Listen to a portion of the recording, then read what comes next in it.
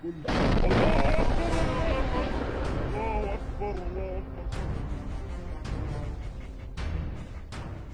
में आईडीएफ एक ऐसी जंग लड़ रही है जिसका अंजाम क्या होगा ये खुद आईडीएफ को नहीं पता।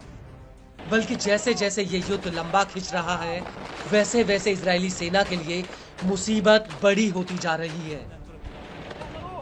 वो इसलिए क्योंकि अब इजराइल के कब्जे वाले वेस्ट बैंक में भी गाजा जैसी बगावत फैल रही है और आए दिन यहाँ पर आईडीएफ और इजरायलियों के ऊपर हमलों की घटनाएं हो रही हैं, जो आने वाले समय में इजराइल के लिए एक बड़ी आपदा का रूप ले सकती है। और अगर वेस्ट बैंक हमास का दूसरा गढ़ बनता है तो इजराइल के लिए हालातों को संभाल पाना नामुमकिन होगा। और इसी कड़ी में 6 जनवरी 2024 को वेस्ट बैंक में इजरायलियों से भरी एक बस पर अंधाधुंध फायरिंग हुई थी, जिसमें 3 लोगों की मौत हो गई थी जबकि 8 लोग घायल हुए थे। हालांकि उस वक्त आईडीएफ ये पता नहीं कर पाई थी कि आखिर इस गोलीबारी के पीछे कौन है।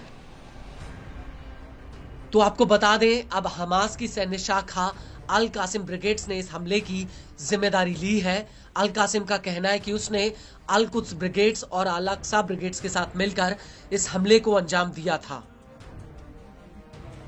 अल कासिम का कहना है कि यह संयुक्त हमला उन लोगों के खिलाफ कड़ा संदेश है जो प्रतिरोध के विभिन्न गुटों को कमजोर करने की कोशिश कर रहे हैं। यह हमला तमाम प्रतिरोधी गुटों के बीच एक सामंजस्य का शक्तिशाली संदेश देने का काम करेगा। अल कासिम का कहना है कि उसका कमांडर जफार अहमद दबाश इस हमले का मास्टरमाइंड था, जिसके जरिए अल कासिम ने मैदान में एकता का संदेश दिया है। हमास का यह भी कहना है कि वेस्ट बैंक में इजराइल चाहे जितने भी उपाय कर ले, लेकिन इस तरह के हमले जारी रहेंगे। आपको बता दें कि वेस्ट बैंक के केदुमिम सेटलमेंट के पास यह हमला हुआ था। यहां पर एक कार सवार व्यक्ति ने एक बस और निजी वाहन पर ताबड़तोड़ फायरिंग की थी, जिसका एक वीडियो भी सामने आया था।